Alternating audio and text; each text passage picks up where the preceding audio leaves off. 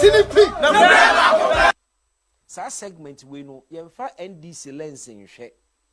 Yemfa NPP lens in show. Yemfa personal interest lens and ehwe sa program yi. Ye the Ghana lens no na ehwe. Until you partisan lens ne to nchene hye Ghana de no see yourself as a Ghanaian first. Oh my God. Me ma se me ba ko pe. Ni hu. Na se nya. Nipa ba ko pe na ya me kai no. Bibi ya fi o, ni e be ma. Ya feel rough. SiNoPi. So no na no tumi ka no kura wo mu kira yen o. Nanso ekoba na say systemic victimization. Ba ni nyina mu no. SiNoPi. No kura ne de e ba ko pe. SiNoPi. Gaskia guda kede. SiNoPi. Anokwale ele ko mepa ni e. Sure titi no wi anokwale. Upon the station, a chance and no cranny back home, Mrs. SiNoPi. No cranny back home, SiNoPi. Say no cranny back home, SiNoPi. No cranny back home, SiNoPi. Say no cranny back home. The truth is an offense to the wicked, I know. But I know it's never a sin. That's why the general BB upon the station, nothing can a chance and no cranny back home, Mrs. SiNoPi. No cranny back home, SiNoPi. Say no cranny back home, Mrs. SiNoPi. No cranny back home, SiNoPi. Say no cranny back home. BB, large up yourself if you don't know. SiNoPi. No cranny back home. SiNoPi. No cranny back home. Large. Sa segment we no yemfa NDC lens in hwe. Yemfa NPP lens in show. Yemfa personal interest lens and ehwe sa program yi. Ye the Ghana lens no na ehwe. Until you partisan lens ne to nchene hye Ghana de no see yourself as a Ghanaian first. By the end of the 4 years of my term in office as president, Accra will be the cleanest city in Africa. That is where we want to get to. That is the commitment I'm making on your behalf and on all our behalves, that by the end of the 4 years of Akufo-Addo's presidency, Accra will be the cleanest city in the entire African continent. To a larger extent, because sa lockdown cleaning, mami who say, President na enye dreaming no dream ne mo no eye na meka the other time meet the press maker and say it is on course and it is doable. But at least not in this 4 years. Oh. In this 4 years, what? It depends on what we mean by cleaning. I don't want to be philosophical, but if we have to argue out the case, I would think substantially about 85% achieved. In terms of making Accra the cleanest city in Africa. A clean city. Africa, they say COVID in 220. I'll take refuge in that. Because they say wouldn't they happen over baby. But as I sit here and think it is achieved. Say Ghana is clean. Really? Maybe you don't go out. Me and my youth, we go jack up with bulletproof, connected with Bismarck Brown. We go tell them the truth until this weak and wickedness of our leadership in Ghana they go uproot. SiNoPi, Nukrene ba kope. SiNoPi, Nukrene ba kope. Yeah man, your food just parade under control. SiNoPi. Gaskia guda kedeni. SiNoPi. Sa segment we no yemfa NDC lens in hwe. Yemfa NPP lens in show. Yemfa personal interest lens and ehwe sa program yi. Ye the Ghana lens no na ehwe. Until you partisan lens ne to nchene hye Ghana de no see yourself as a Ghanaian first. Sa segment we no yemfa NDC lens in hwe. Yemfa NPP lens in show. Yemfa personal interest lens and ehwe sa program yi. Ye the Ghana lens no na ehwe. Until you partisan lens ne to nchene hye Ghana de no see yourself as a Ghanaian first. Oh my God. Me ma se me ba ko pe. Ni hu. Na se nya. Nipa ba ko pe na ya me kai no. Bibi ya fi o, ni e be ma. Ya feel rough. SiNoPi. So no na no tumi ka no kura wo mu kira yen o. Nanso ekoba na say systemic victimization. Ba ni nyina mu no. SiNoPi. No credit the air back. SiNoPi. Gaskia guda kedeni. SiNoPi. And the quality like come penny. Shut it. No we are no quality. By the end of the 4 years of my term in office as president, Accra will be the cleanest city in Africa. That is where we want to get to. That is the commitment I'm making on your behalf and on all our behalves, that by the end of the 4 years of Akufo-Addo's presidency, Accra will be the cleanest city in the entire African continent. To a larger extent, because sa lockdown cleaning, mami who say, President na enye dreaming no dream ne mo no eye na meka the other time meet the press maker and say it is on course and it is doable. But it's not in this 4 years. Oh, in this 4 years, what? It depends on what we mean by cleaning. I don't want to be philosophical, but if we have to argue out the case, I would think substantially about 85% achieved. In terms of making Accra the cleanest city in city. Africa. A clean city. Africa, they say COVID into quarantine. I'll take refuge in that. Because they say wouldn't they happen over baby. But as I sit here, think it is achieved. Say Ghana, you clean. Really? Maybe you don't go out. SiNoPi.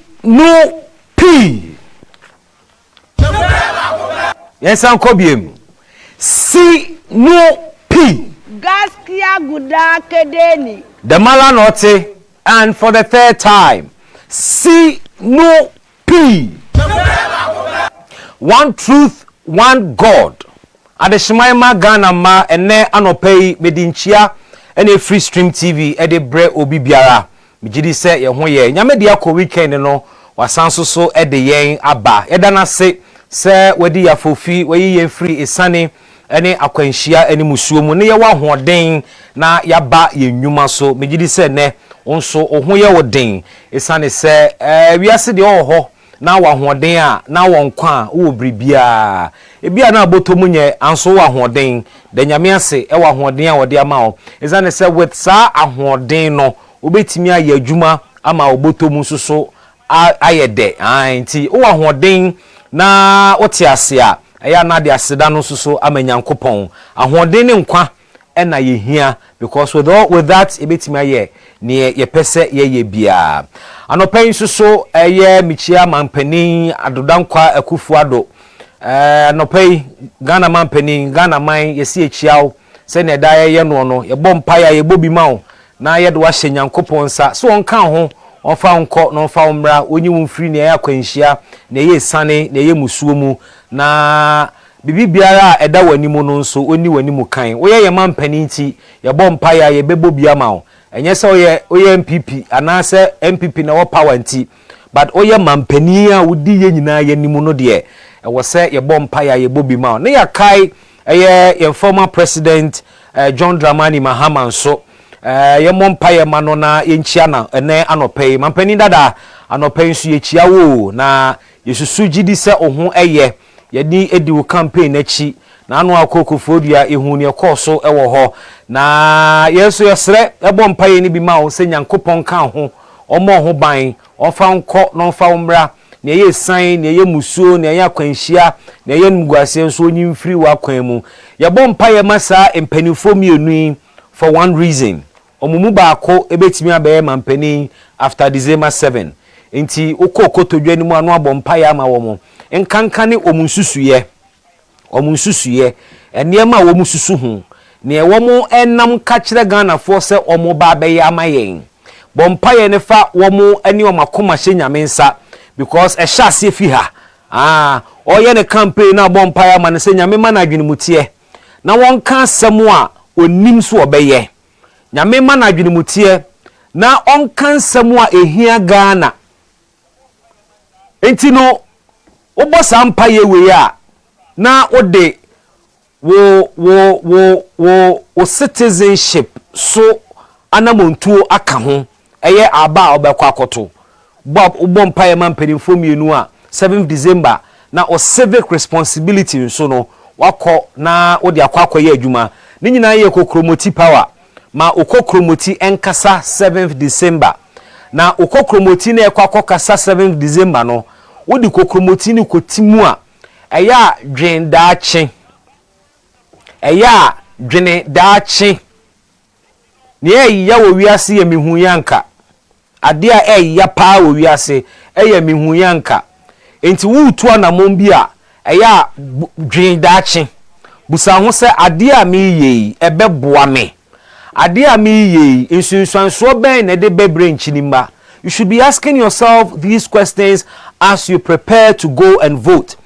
Go cast your vote, but ensure that whatever decision you are taking with your thumb is in the ultimate interest of Ghana and the future generation. Because whoever you are going to elect will take decisions that would affect you today and would affect tomorrow. So please consider the candidate you choose to vote for. Don't just follow blindly. Don't just go and vote because in your household everyone is an MPP member. Don't just go and vote because in your household everyone is a member of the NDC. Go and vote based on your conscience. Vote based on past experiences. Vote based on current, present experiences. And vote based on the kind of future you are envisaging. Because the past will certainly inform the decision you take on 7th December. The present, would also inform the decision you make in 7th December. But what will happen after 7th December, you are not sure. So let the past and the present inform the decision you take. Shall past experiences one more wa ba mu sesia edie no mu kan yeso mba be yama wo one more no mu wa ba mu ayi wo mu ene mu san pep tumi amemu no mu bu ni sen emra no mu tumi ansana wahunu o decision na akwa take ni sunsanso e de be badaachi. Don't just go and vote because yese kwoto aba. Vote based on conscience. Vote based on your past and present experiences, and also vote based on the future you are looking for.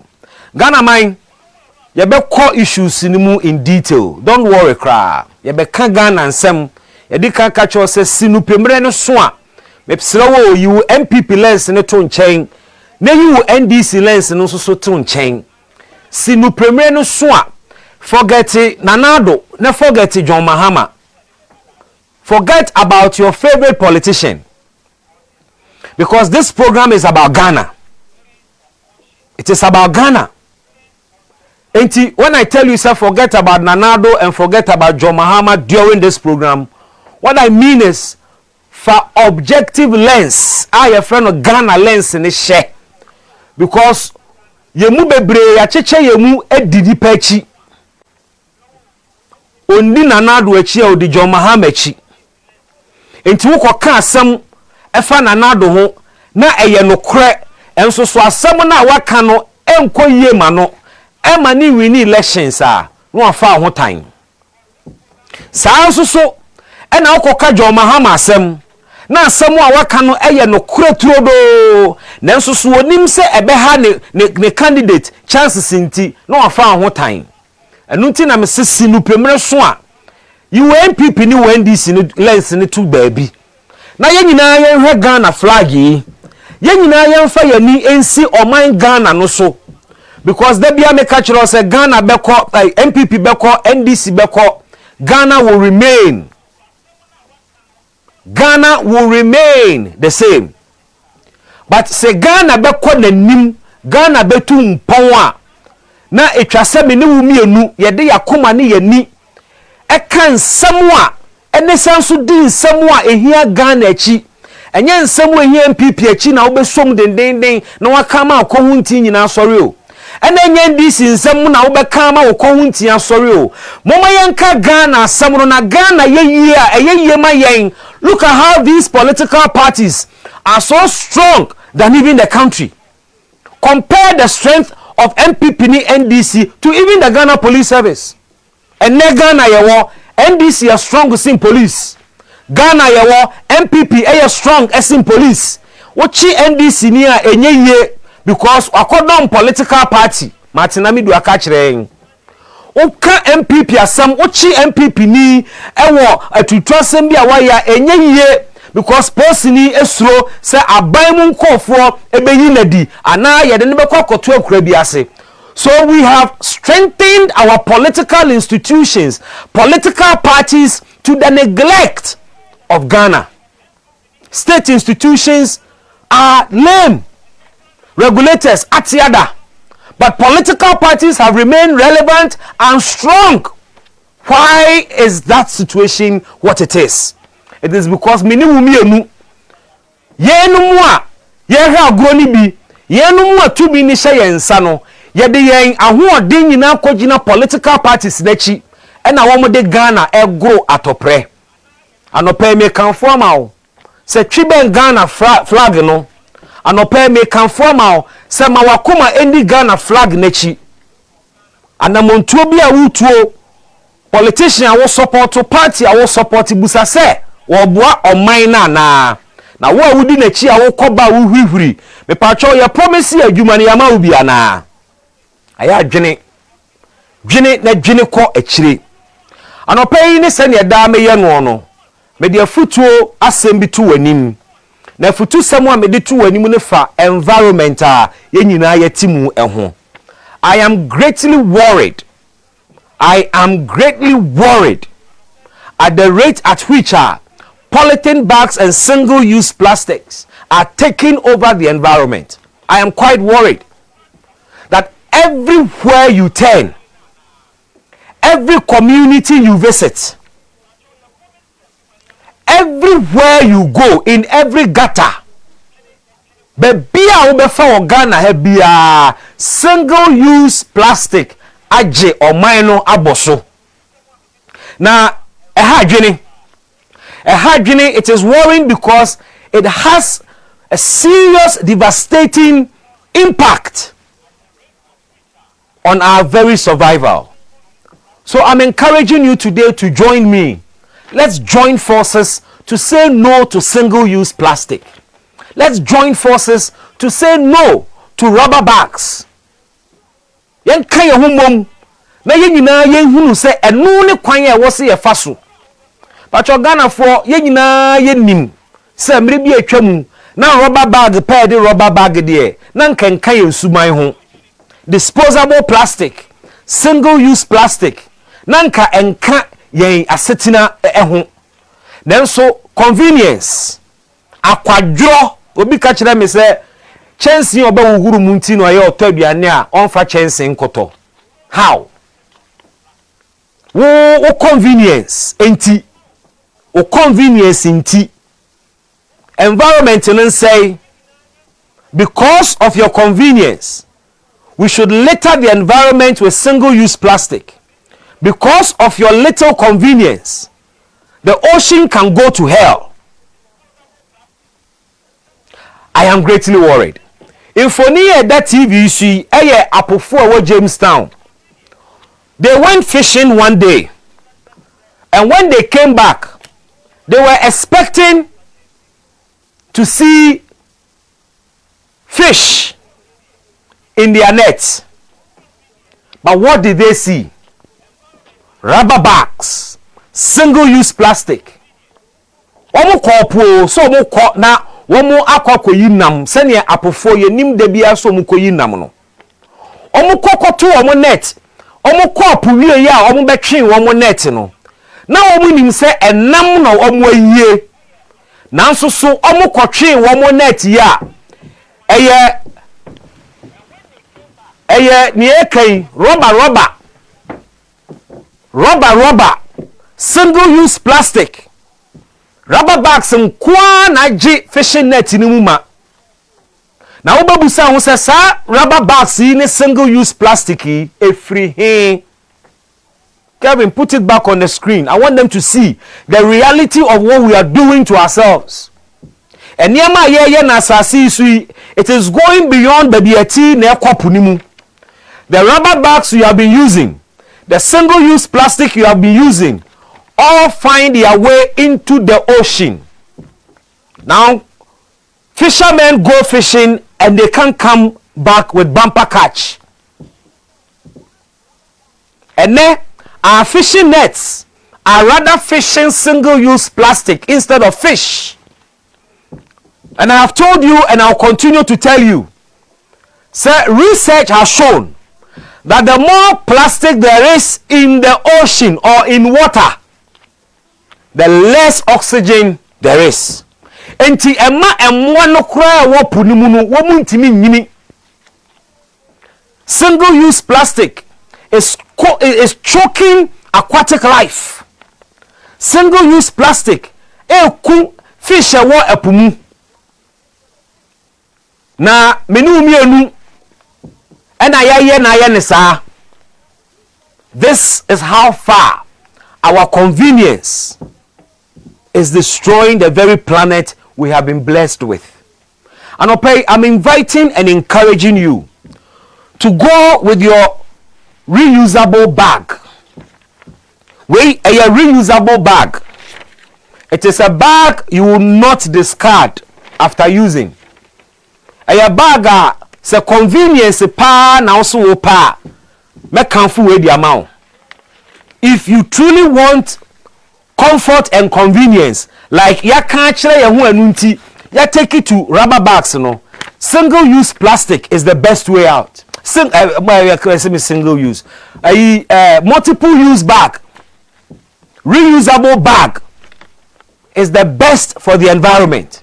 Ukwa koto aduane a aya fa bowl ekọ sana da na nke ye no obi akoto aduane a no de chance nkọ koto aduane wo de chance no koto aduane a aduane no one ehwiehwie ngu ti sese ne wo koto aduane wo roba mu eye obi timi koto banku ne nkwan ne akyekyere gu roba mu oba saa na pai se to patwo muntie video e muntie ina yede bibia shame finally green rubber bag.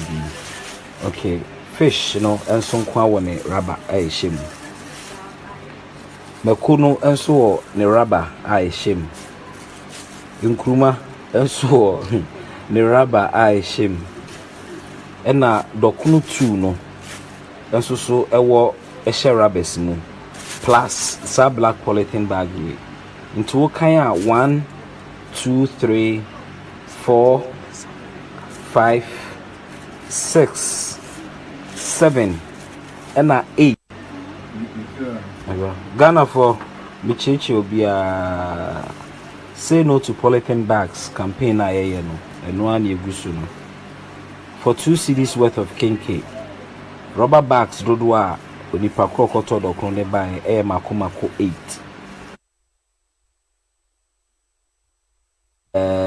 Yede bibia shame finally green rubber bag. Okay, fish no enso kwa woni rubber shame. Makuno enso ne rubber shame. Nkruma enso ne rubber shame. Ena dokunu 2 no enso so ewo ehye rubbers mu plus sa black polythene bag we. Into kan a 1 2 3 4 5 6 7 and 8. Yeah. Bo no ene si ha no. Wo reusable bag so eno no. So hu ye. Dokuno mienu ene nche number ba ko anipa kotoye. Or the rubber bags mako 8. 8.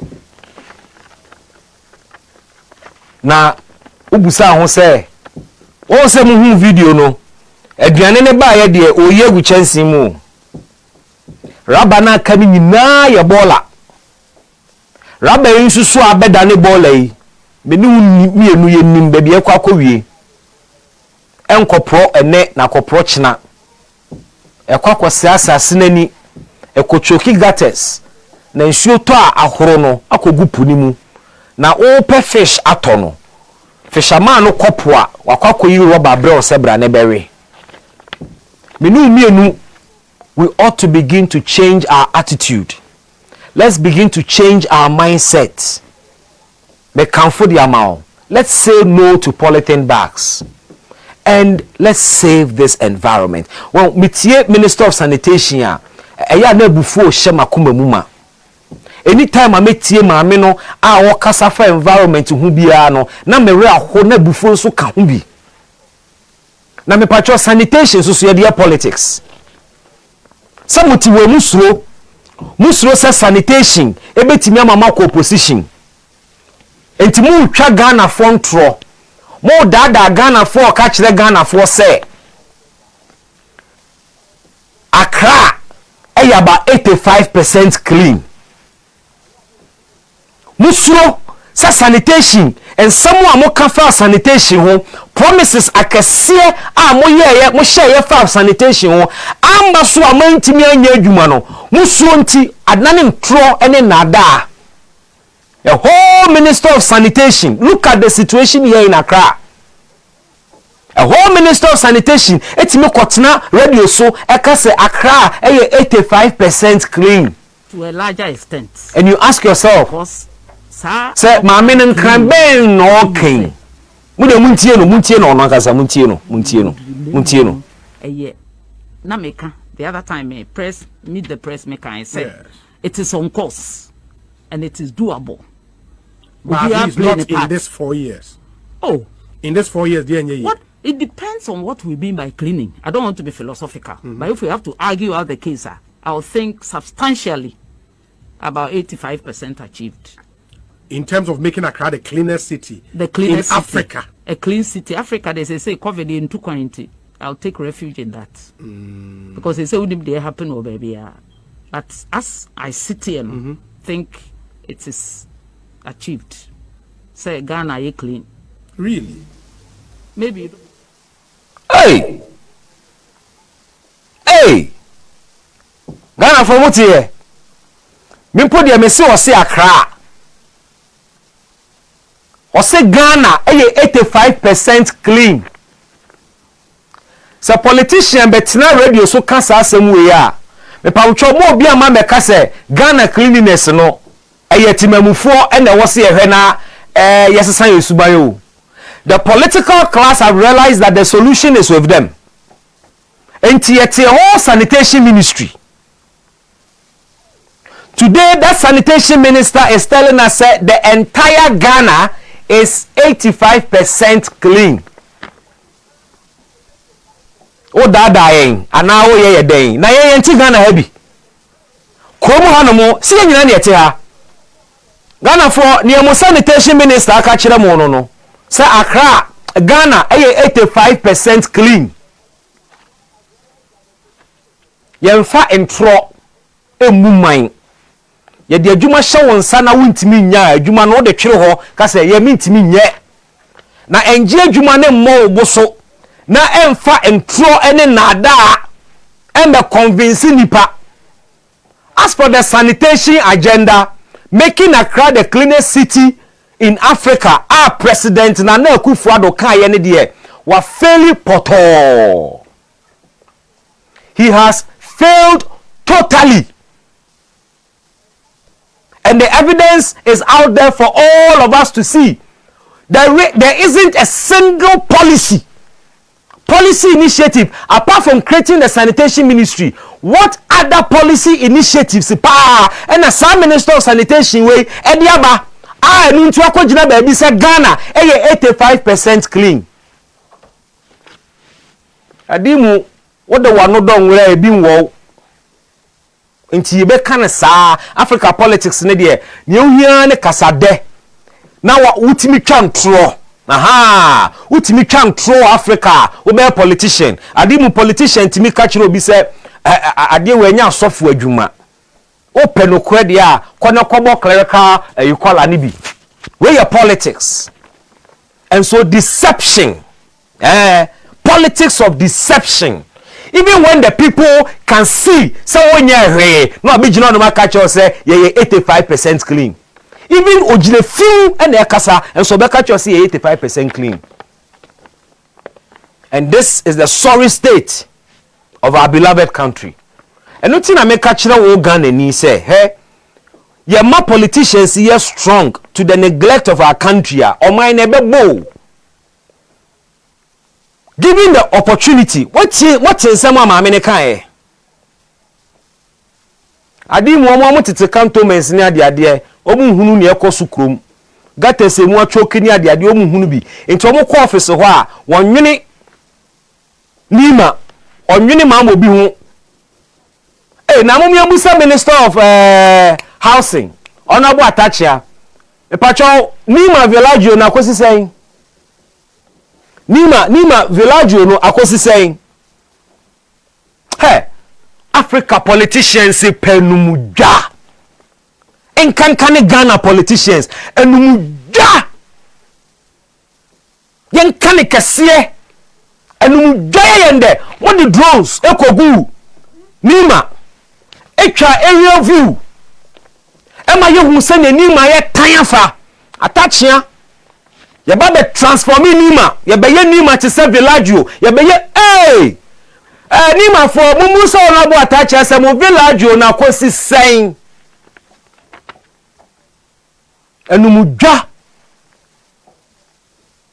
Enumuja yetimi dwa area nu ni ato abama o.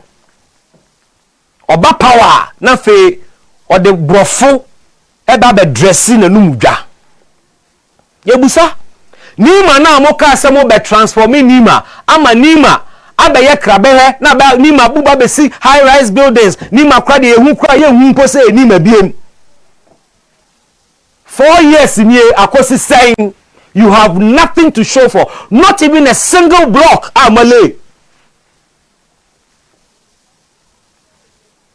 Aso abe jino no say Ghana ye 85% clean. In your mind. Yes, in your mind. But in the minds of the people of Ghana, we are clear about the state of sanitation in our country. Ghana ye free. Ghana bon because yeti krom ha ye ne ye mpanimfo ni nyina ye pefi na enye efia ye pa na kama mpani timi kwa shebo kakraka kire na nanom ahemfo say 4 years beso no na Accra aye the cleanest city in the entire Africa. Enso so wontu ho na momba akokra anamomba akokra wontu bi Mumie fan no twetwere ho no mo na yenkwa yanim na no pay yebusa say how do you assess President Nana Adodankwa Akufo-Addo the anti-corruption record yebusa adsema no pay so what na say na wodi wani ebu 2016 odi e pokra yenko way back to 2012 ebia ne obe kai pa ye 2016 because Ghana for John Mahama Daroma o say ye nchene ye refi ade ye adwene ne mu oha sisi ani ye refi ade nti ebia won kai ba ne mekaka oni mama komienu miensa bi but one kasa so boa ho na yenwene ko 2016 medika ka chemo say eniema mienu ana ewini 2016 elections ema President Akufo-Addo eye free SHS any corruption ye kan corruption di twanwom be bia mampani Akufo-Addo begina wambo jida obebo sada wambo sada obebo suba wambo suba obebo bus branding to the extent he say Omoaba power NDC for that opposition. They are still looking for corruption related issues to continue to tag them. But omurefi say womo share bobi efa corruption ho. Ghana for mamu renfio. Mamu renfi and someone President Akufo-Addo e ka kire mo efa corruption ho. E kwanya wo fa so say oka say obefa so de akon corruption. Or the ninsem guyanim na muda ho clean. There was no ambiguity as to how the president intended to fight corruption when he was campaigning in the 2016 electioneering campaign. his policy direction towards fighting corruption was clear. Samure fear and the mekaka munsemni bia okaye say ono na ban mu obia wa na dwen so oba be pesika emfa na ninchire private sector na enye public office ene pesika osan kaye say on the office of special prosecutor beba eno ampa waye nanso so ya waye no ensi wa esane se ne o ka se office ne ba be ye no yenye hunu esunsunsanso mampani adodan Akufo-Addo ka se wo baba be ku ama Ghana fo o ka se oba be ensure value for money na NDC 40 akonya so ene so sourcing inflation of contracts ene gata no eye ahane hayi akra na eye 50,000 Ghana yetimi bo 150,000 Ghana cedis inflation of contract costs okay wasi aban no na wonwene Ghana fo botomu enti oye adwuma na odibi ka ho wasi value for money pa de Ghana fo enya bi da value for money oti ase yemfa ne se wakwakoto aduane wo baabi aduane ne boarding enso aduane kitwa bi ne de brɛ o watue sika awie enso de aduane be si wanim wotie aduane ankyini nim wanya value for money sika bebrebe na wotue aye no enye eso aduane ne de abesi wanim no tina mampani Akufo-Addo ka kyerɛ Ghana fo mra na wo pese obedi tumi ese NDC fo kase omo ye kwan amamo a sika ye tua de ye kwan no enye saa kwan ni na yenya okeka ensem bebre efa corruption ho na nado epetumi me patcho ensem a me kan me moa o me ntwa ntonto obi so me ndi obi atem eye no kretro do asem na me kan me nu mienu nyina ne okrom a wo MPP ni a wo hweme a wasobre wano a wobu afu ho wotiye emra President Akufo-Addo oye campaign na okaye no wo won nsem ma no. Look, President Akufo-Addo was marketed to the people of Ghana as an incorruptible leader. Meboa. The MPP marketed President Akufo-Addo to us as an incorruptible leader, a leader who cannot be corrupted. Yes, also marketed him as a leader who will not preside over a corrupt government. Incorruptible. Oh, you can't be incorruptible. A very big word. It's a very strong word. Just a untimi nyeni bibia mane nye corrupt. Incorruptible. Just say oye corrupt enye.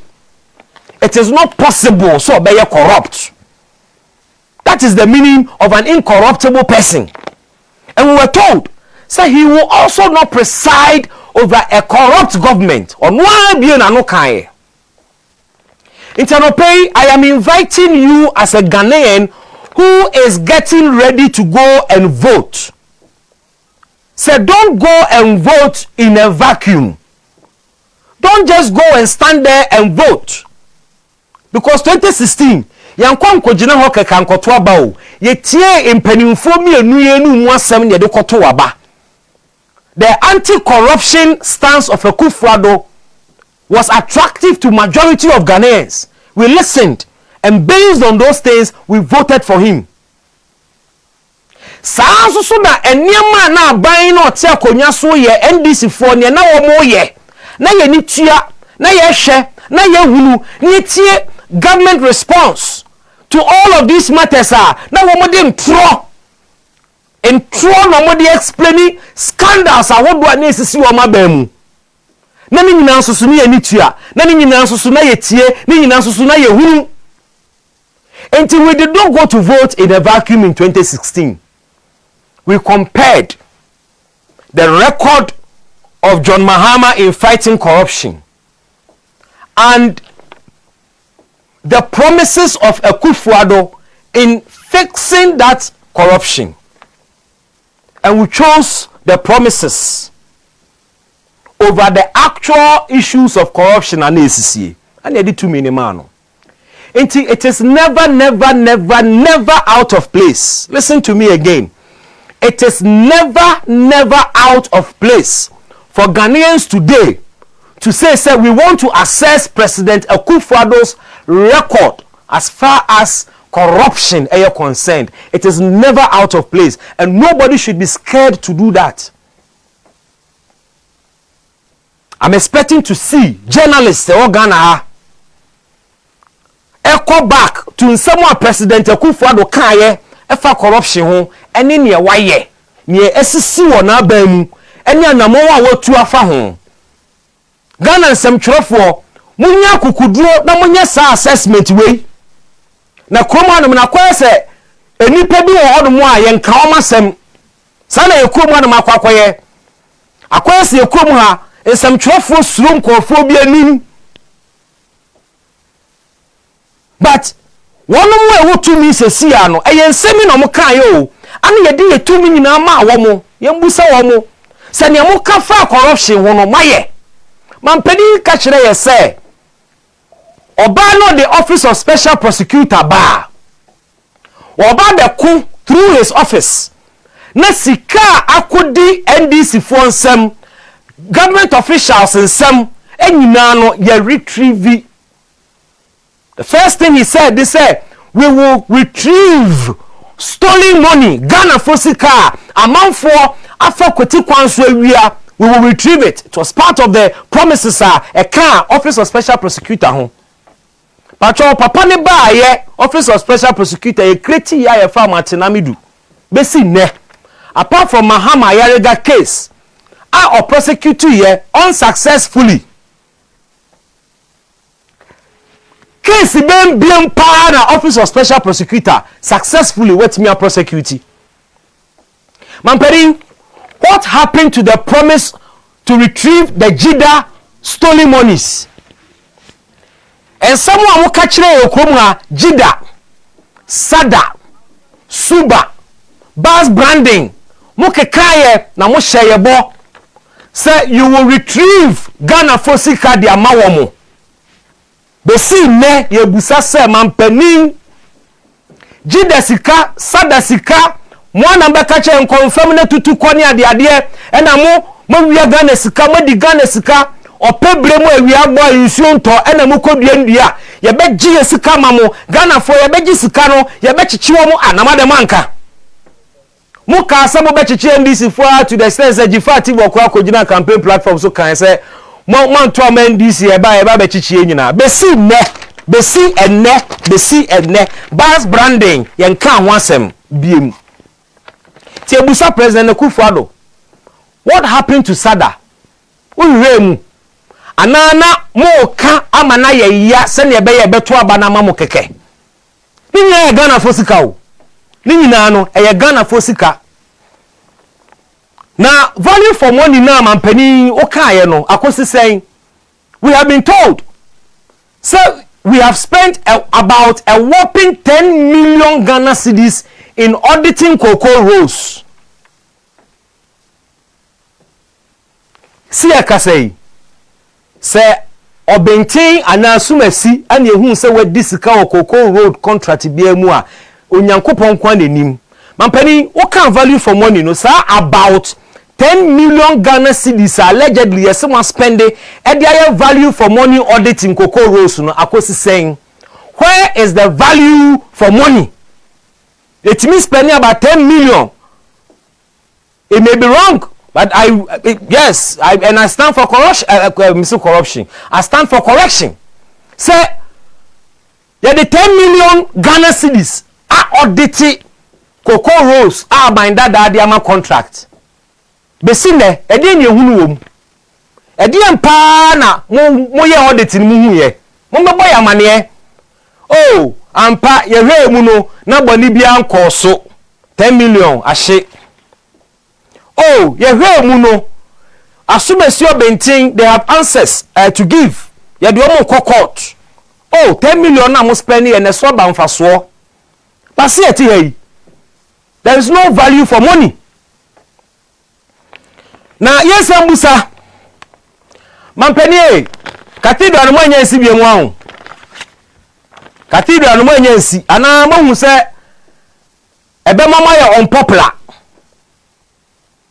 mahu se ebe mama ya unpopular ahia mo toso koso a Ghana for de bufo beto atia mo enti cathedral no manya nsi biemu Ghana for ye waste sika okrom ha papa ye waste sika e okrom ha ye bubu bungalows. Some of the bungalows were 5 years old.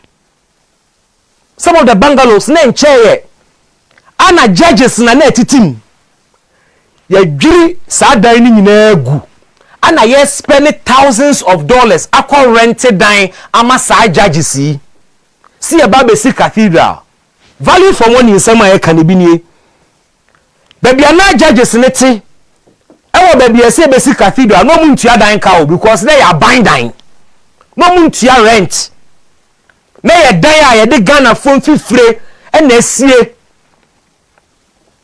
ye sie be si onyankopon asore dan ne esi dan na na Ghana bedane heaven ye dwiri dan ni nyina gu na ye safa Ghana fo sika na akwa rent baby fufuro e bia ma judges yi si eba besi cathedral besi ne cathedral no ye mbo foundation ya ji ho ani adro edan no ato ho ye mbo foundation but ye tua we are paying rent every month ema charges na cafe so mun tua rent value for money ana we so asofo ni tua pacho ajaje for na etutu wo mu bubu wo mu dan no Christian council for na etu omo rent ma wo mo ana ye Ghana ban it cannot be Ghana ban na etua na cathedral no mampani munye nsi biemu a mon kan kire Ghana for se ye pamochow mo fan kire nsi ebubu dan ye gu na ye nsi cathedral ni biemu oh we akose ye de tamo mo to aba mo no mu wini wi a ye be si cathedral sa time ni de say last hour ene 112 ma wo mu 112 wotumo mu 8 years do manya di awie ye be si cathedral no ne aka che osefo asem pakodo cathedral ne na bu aka mu no because nkofo suro se ombe lose election but ya fa cathedral ho ko bubu dan boka foforo de rented dan 2016 we were told of value for money. Is this value for money? Ibusa, is this value for money? Mampeni who can say you will not preside over a corrupt government. Okay? Mampeni Akufo-Addo ba power. Assembly si wa GRA. Account officer bi ye chino say wa embezzle about 2.4 me ba me count figure ni yenchro 2,430,774 million Ghana cedis. Sika wei ene ye ka say account officer na wia Ghana for mu beje di say ye the account officer e call court ye di kan ye hwehwemu na establish say ampa embezzlement akoso account officer sebe onye NDC official onye MPP official or your civil servant ena ye chi ni say wa embezzle 2,430,774 Ghana cedis. We investigated him in record time. He was prosecuted. The case needed almost 7 months, about 8 months. But at the end of the day, ye jailino 12 years. Or the fiase 12 years. Achino atum our de fiase or de fiase for 12 years. Onye politician, onka party biaho, onye presidential candidate of any political party say ne matinami du pe ati say if you belong oye presidential candidate what insurance ama ho it interrogation kura ye interrogate ubi enso so ye betimi dia to so say oye kronfo na waje bribe enso so ne ye interrogate wo Ghana has say say fight corruption say we a politician now done political party bia wo di bia kese bi wo mu kakra nko ade a any assembly bank kwa ade a yentimi mfa yensa nkan because you have bought for yourself an insurance ne ekwan a you fight corruption under an incorruptible president no na ya chi abrantie di na sem within 8 months e dey na ko 12 years. And so politically related corruption akoso ewo administration we mu it is either say investigations ye wie ana ye be catch or say it takes time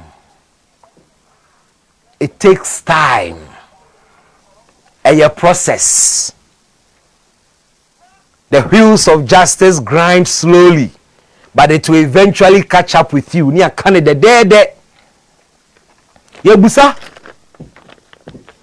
GRA ni kwa embezzle sika ye de no court investigating the no court is secure judgment ema ena ayeka wo da afiase ye wo kromo hanomo Mampani Akufo-Addo 2012 kojina IEA presidential debate watamale Yebusa ne say corruption ekoso ewo GRA ekwan be na abefa so fight Osi obey yusu what he calls the ANAS principle, undercover investigations, and also obey yusu. Now by Charles Bisiu, or no yes secretary ma interministerial mining committee. Charles Bisiu was caught on tape in an undercover job. Say the Mampenika, I will use the ANAS principle undercover. Undercover yeah, and the Charles Bisiu are no Jessica. What happened? The man only resigned as secretary to the committee. Monko kain Ghana criminal code on bribery. Monko kain Ghana criminal code on bribery. Obi tia bribe and now obi ji briber and man is saying all that happened to Charles Bisiu is for him to excuse himself or resign from the committee. And no GRA ni ya de ne investigating no e de ne court a secure judgment now no I think 2017 2018 there about you see toll booth attendant be we 2000 Ghana cedis or so ya cha branch and sada no na the next day me are processing for court no ko jail. And so politician ya ti komu ha and you say you release contaminated fuel onto the market. You release contaminated fuel burst and release contaminated fuel onto the market. Eba ne say na contaminated fuel bag market ni mu. Sa na company a ben CEO no at the time. A company yeti yenche company yeti yenche I think say that's what I should say. Company yeti yenche any 1 year mpo. And ye pia contaminated fuel ne ma no. And no so kotoma company yen license no ne see ya ne say CEO Kofie case die PDS Pachobom yabusa Mampani Akufo-Addo say PDS within that short space of time omi adwuma ne sika mem asika hi no munya free Ghana for ho. How much did they make? How much did Ghana lose? Nientia ye twa PDS deal mu no wonu mu ano mu di animu a ekogu Ghana animu ase a enu nche nkoba se o se etwa mu no sankofo ne yeyomodan wonna mu asonson ho ate se o party ni aban mu a eya asonson ho se wuni obia wa aban mu a wotai wachi a wonna mu asonson ho na wo koye ade kitikiti bi ye be chiwo de wa famna kwan mu enso ma politician ana obi a oben party e wa aban mu enkoye bi ne hade. The worst we can do to the person is to sacrifice him Kofie ana you will be forced to resign to say a merry deal. Send ma energy minister resigning by force enso so ade no na e system no see a renegotiate a merry deal. And my minister Bekache said Ghana would be saving about $405 million. Sana Ghana was rather going to lose about $470 something million. And says Kano was going into private pockets. The minister was sacrificed. Papa no person will be resigning because never tainting record. Because for him, and you're known the cross.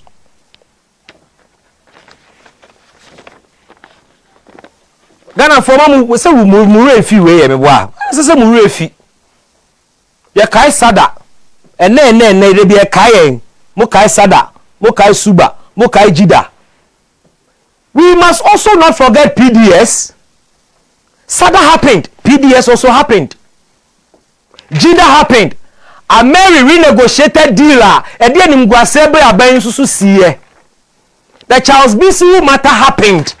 When ye bosire muka asemwe siye a ye nyina ye hunu tiye e na ye ka na ye busa the incorruptible president say anamontu obe na wotutu fa nsansem we ho te se ne oka na ya efa NDC for scandals ho ekosi sen ye ka we a na no nche se 10 PP ene ye support NDC da bi NDC ye wo mo niema ne ye kon tintin ne ye ka ne saa wa wunni mu no go and check the records anopa bia me betena TV so a jida net say bible mame metime ka jida mu asem na me ra ho krono e koso enada e koso ye supportu MPP e mo kan e to Ghana for asum nti say na PDS si say na Ameri renegotiated deal si a na ye ka obi be ka say oye NDC politics oye NDC ni nti esi no mayenka eye MPP nti mayenka.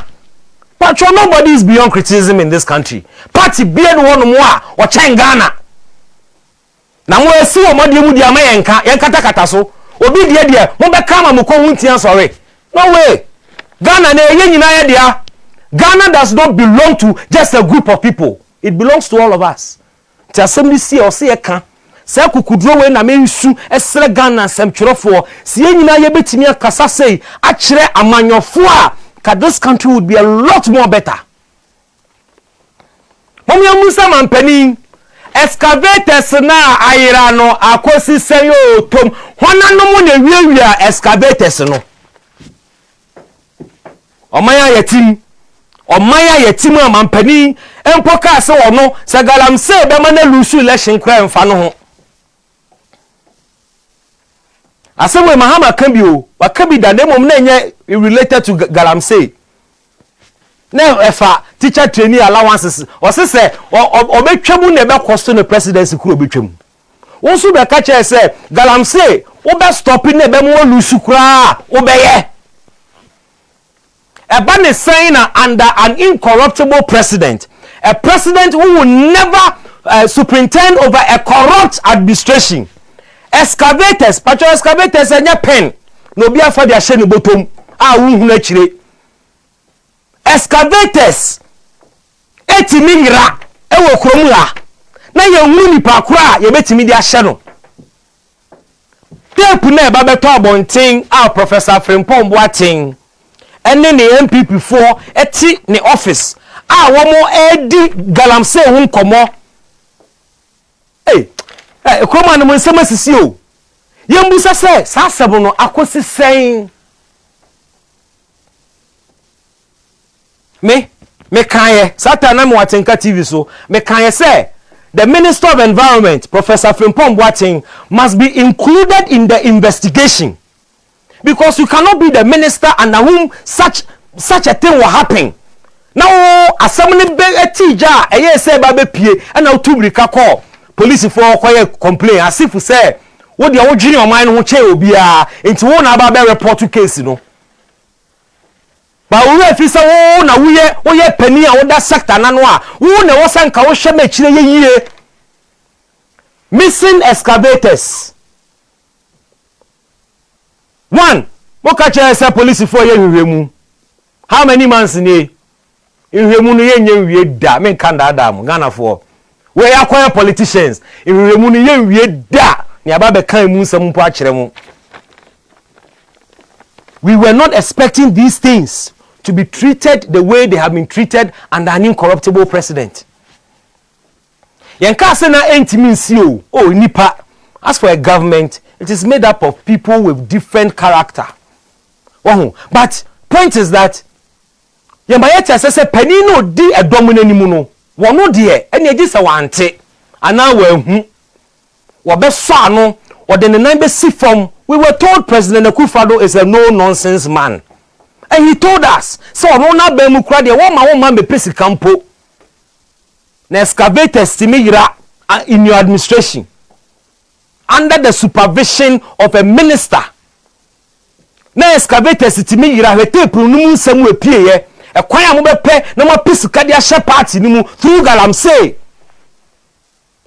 Adia wa mampani me na me expect sanka mampani sa excavators asem we no or the abufuo pa na be taking action because this is something he said say be cost the presidency kra wo be koso aye na adia kan sei esi e wo wanim na besim ne yenim wono mo a e share excavators ayira enachi tape no so ni mu nkomo e course so ho so nobody is showing interest. Mose meta maso kamedwamo mampani yesa busa no pay we dia wadodo mampani yesa busa no pay pacho number 12 expose na anas de ba krom ha no wa mampani o abuginapo one of your deputy chief of staff Ebabontin thought he held a press conference at the presidency and told us say tape no and unim yesi ye di kind mampani the privilege to watch number 12 na ansa na Ghana fo nyina ahwe as to whether say that was a complete tape I be chire Ghana fo is another matter.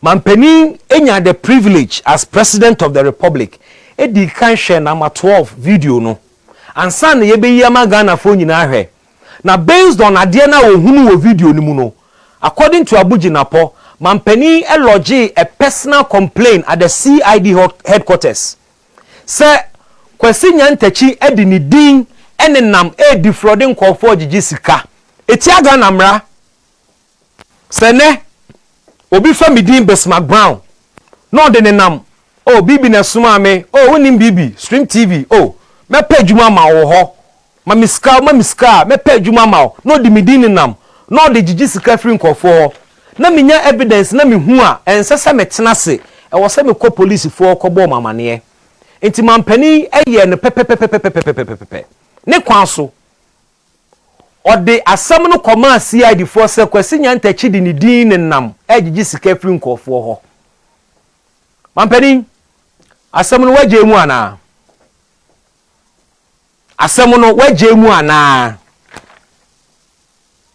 because in the video yetete and Kwesi Nyantachi so president there me na where bia he use my pocket na de ade nyina yetete asem no hye wabufuo wangu uhu fi keke ogu Ghana nimu ase because how can an individual go and meet supposed investors and create the impression that the president of the republic is in his pocket? That is a big insult to the people of Ghana. Into me, I wasn't expecting such as a movie. You better fret hona and say you take action. And never seen that number 12 and I was saying referees need be cry at almost so much bribe. You could see saying. Meanwhile, a nice principle ya na cast the bay jumau undercover. Undercover here be to Charles BCU. Undercover here be and the bed there so be the woodin and nam edge Jessica. Who can report to ye? And now you are no more interested in pursuing the matter. But no you're interested that be catching because me ne hame so be the president din nam Ghana for ne how bia see the president din nam edge Jessica. Kwesi bedu Ghana ye Chino airport ye mani bail you see ne. Yanko yenim Oh, and somebody abuse you. Dear, and I'm ready. And somewhere see Ghana ha. I'm not I don't expect that you forget. No. Ure fear ama Ghana bedi hu yawo. Ure fear e ma wo mo omba bedi hu yawo. So oma ure fear enkoda na wa wo ma wo hwe wo mo omo bedi hu yawo. Rent me feel contract for sale. No, you cannot forget. We cry there emukra sa peja na nsen abiem shraja daroma. Eno susu ne ya ne say papa na ono ye blowman ewo contract for sale movie ni mu no. Uzi eyi movie a blowman. Aha, wona o pie gaga na wa kenten ono bonu to kura blowman ro boa ka ko timi to no abo ho say bam timi twe ne fa form sa aboa o nguda papa na oye blowman ewo sa ayi contract for sale nu no shraji wie ni hire mu e beto dwa se papa no kura no owo sika bi wo na accounts mu ye busa ne se sika wo adwuma ben na wo ye anya ye kura wo ntimi mfa mu aye papa bi amma ne mampani the incorruptible president. And the man who will never preside over a corrupt government, is to dismiss him. Ye yinadi. Ghana mbrana ye busu ni die enkoda. Ye yinadi kekeo, ye yinadi. Esi na meba se former PPA boss no na muntimi enye ne hwe a. Se ne manager na or managing company no, can you imagine a construction company and the talent discovery company limited. We need some more fish for conform more construction mu talent who said you and normal managing players who said you. In the video Manasi Yichire no, he sat in front of the PPA boss's manager and negotiated sika ono omo na ban mo contract no omo ni ayi expertise bia wo adwuma no omo ntimi nye omo ni what it takes to even execute the contract. So when they get the contract, then they sell the contract to third parties. No majisika na nipa na kwa adwuma no yetua ka na eja wonso age wo de Abrantie na ye hu no video ni mu na oji sika free Manase investigator ho no ono de so dismiss na enye yi because oni wa ban mu Ghana mra na wabusu no mampani wo de yeden ana we so clear na say clear ni we so ye clear ana Ghana from we fi documentary ana baby you can't forget PPA boss no ene ye yinadi o sika na egugu na accounts mu no ye wo anti-money laundering laws e wo ye mamu ha e wo sese credit mra bi ba unexplained wealth law wo sika bi gu account mu na untimi nkyere kwan sika na bi gu account mu a e wo se hyehye mra bi a ebetimi arewo. We have only sacked the PPA boss. And Kesaki ni no, I was expecting the president. Asem way shraja ye investigations ni nyina awie into attorney general ne wo fa ne se obehwe emra wa brichi wom na akuruche na de akokot. Se mampani pese ye gidi sampa 1 or ye incorruptible, 2 he will not preside over a corrupt administration. We want to see the PPA boss taken to court over Ghana mra wobubuso, and we expect to see the company manager our Jessica Emma contract no or ton contract no. We expect to see Ghana mra at work, because it cannot be say obetimi akwaje wo akobede afa process mo wini contract. Now on the blind side of the entity that awarded the contract, you go and sell that contract to a third party who never went through the bidding process. And all we do is sack the man, his manager, Yenyano. I am surprised that this is happening now. What the Ghana for mummy any fair kakra ho mummy fair. Imagine say sansem we esi an NDC. Would you imagine? Would you for a second imagine say PDS eto Mahama. Imagine say excavators Iraye and Mahama. Would you just imagine? Mpesi FAO because Mahama ono so Ghana ni and somewhere course so na ba mu e kan ye nyina me sure say na ye ne ya ana na enye ne ya na hye no eye ne ya enso so ye kan because e Ghana sem enti some President Akufo-Addo wa kan sem we nyina about corruption. I cite examples bebre under Mahama no so ba mu niema ni bi sisi sa no ntu anamo a me pa mo chobo bia nka ye kasabo anhye wo na wo ka ye kasabo anhye ye mo ayeyem na be pai e ma asem na pie yani yen kan ye kasabo anhye yeyem wo ka hye yeyem a yeyem na be pai to na asem na pie e hye ho enye yi. Ghana belongs to all of us. Ghana does not belong to the MPP alone. I mean to BBC wa mabamu dia me yenka ye be ka no pepepepepepepepe. Me say me na me gina he me say 2016 before 2016 ejuma mi ye na me yo ejuma mi ye na me ye on a different TV channel and mu amuni me deda munim how I always was on the case of John Mahama. Never spared a single day without bringing that government into check. And somebody see I was see a kofa bani kana Ghana 40.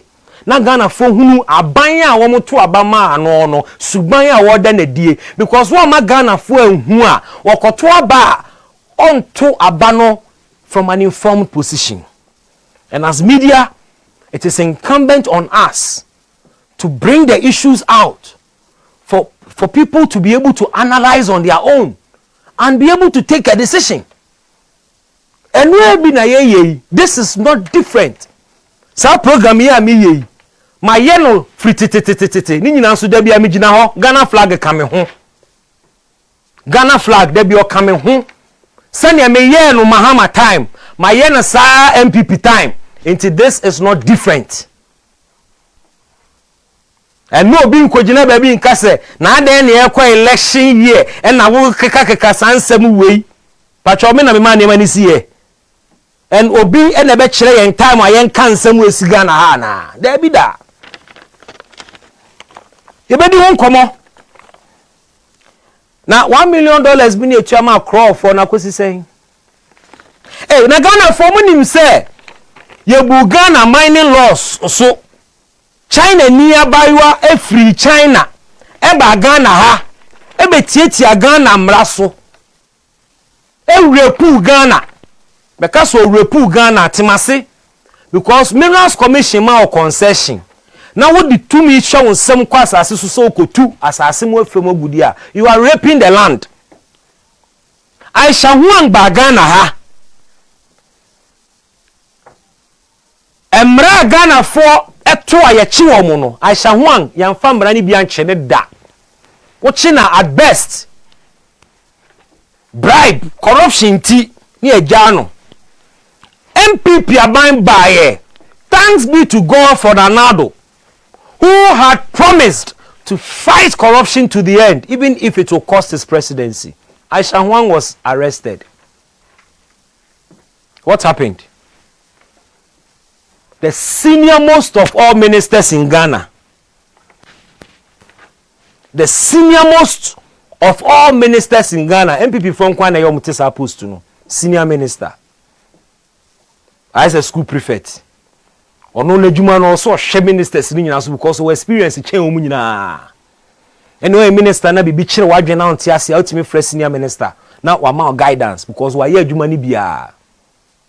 Senior minister kojina brochire emre one Ghana fo ahia ka kire Ghana fo se Aisha huang no ye ja no mane kọ na enema bi sei no eya na enema bebre kokokoko so behind the scenes no person obekoma kire mu bebre but the long and short of it is say Aisha huang Ghana aban o ti su sei e di Aisha huang exchange loan Aisha Huang ye did not exchange because why China ni yes you pesika free China for Ghana for aye galamsey eda so da fiase small scale miners a omu tumi krata omu ntomra bia ye stop omu adwuma ye che China ni abayo Aisha Huang ye did not exchange ye ntimi ama Ghana mra nya adwuma in the case of that Chinese woman. Ampeni say na okachire yen so ba be fight galamsey. Say na aka so be fight galamsey anka mampeni anka yen to aba mawo. Into what power ya wa ye ni say ni de mampeni what di ehwamo. What di ehwamo. The sovereignty of Ghana has been undermined under you. A foreigner comes into our country, rapes our land, poo-poos on our law. She's able to bribe her way through, and she is able to even get the government of Ghana to allow her to go free. And you say Ghanaians must not express disappointment in you, the president?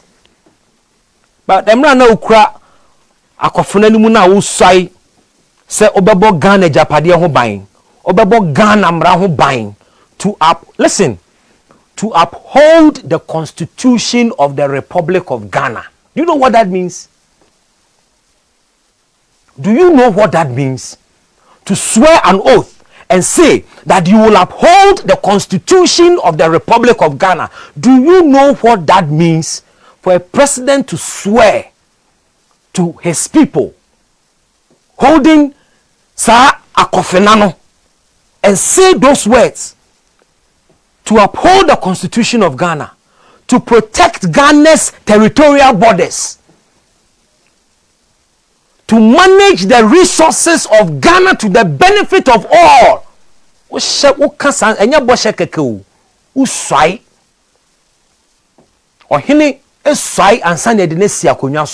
Now, you don't go back on your words. For the president to swear to uphold the constitution of Ghana and later allow Aisha Huang, who had come into this country and poo-pooed on our laws, to go free. Mampeni, what guyanimu ase na wami yensa so sifom. Asemu enyame na meka o. Enyame na meka. Wa minister, o senior minister na kwa kachire ne nkiyempo ye nimpo se Aisha Huang no kra ya ma na yi afiri mu ne enim. Na na ya osafo mafo ene be kachire yen anka ye nimu da. Wen susu asi. Agana fo ye be koso aka mo na eda ye nimu ye be kaka ye ho. Sanye mampani de nkwa na makaka mo ne me kaka mo ne esi o mahama mreso. Jida sada ni ade a me kaka mo ni nyina. E na makaka mo current ones nso asisi. Bebre wo ho ye beto ye bo ne de abremu mako mu a won kaya de mu refu nyina ye beboa mo amama kaka sansem we nyina. Say lest we forget, these things also happened. Mekai 2016 by now. Na kromo ye de in confirm no ko Burkina. Na sada sika no wa hin. Bas branding. Ebi di be bubo nyom. Oyo me de no kwa de say 2012 wona nyom no bae. Bubo nyom campaign be bia be fa bia. Na ye list a litany of corrupt scandals at SC and the NDC. You and I were so angry at that government. Were we not? Were we not? Were we not angry at the NDC government for all the things that happened? So why should we be smiling when similar and probably worse things are even happening? Na me kwa de sanka AC under obia kekekra anka hamiu. AC under somebody who has been marketed to us as incorruptible. No nonsense. Ono de obwa. Daben eba ne sen. Mampeni, we have been watching and will continue to watch. But we won't just watch because you say we should be citizens and not spectators. We won't just watch. You pa yebeka. Mo kan ya kasa bo so say ye mo ababia asem ni be fa pie bia emfam pie. Asem ni de she ye mu enye ye. Yebeka. Na ye kan so ye kan ani die kwan so. Ye ni atem because we need time am ba be di atem. Me di atem a it will not make my argument stronger. We tell the truth as it is without fear or favor. SiNoPi.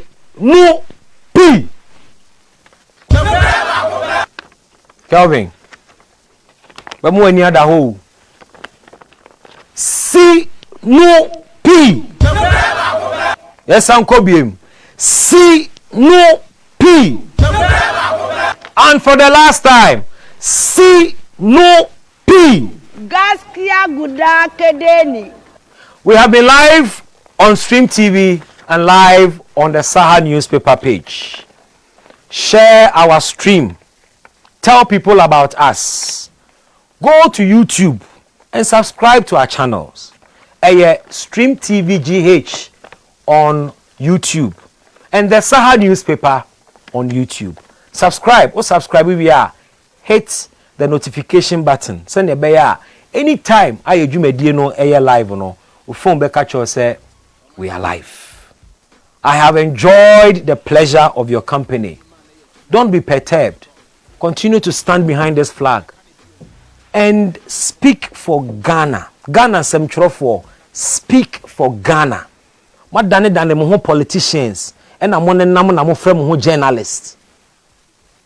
And then also radio no pa.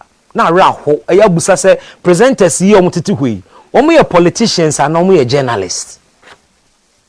You listen to some presenters, you listen to some journalists, and you wonder who is speaking for Ghana, who is fighting for the ordinary person.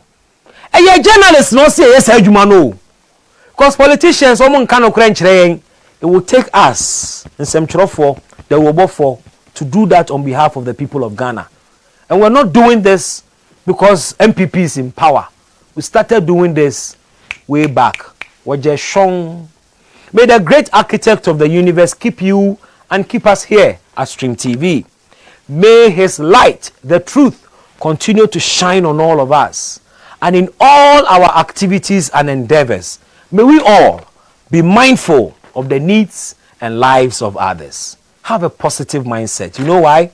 It's a requirement for success. We'll see you tomorrow, God willing. Same time, same channel. Stream TV GH, the Saha newspaper. Have a super day. Oh my God. Master me back up. Na se nya. Nipa back up and I am a kind. Baby, I feel you feel rough. So no to me can no kwe wo mu kire yen. Nanso ekoba na say systemic victimization but ni nyina mu no SiNoPi no kra ne de e ba akopɛ SiNoPi gaskia guda keden SiNoPi anokwale ele ko mepa ni e su atiti no wi anokwale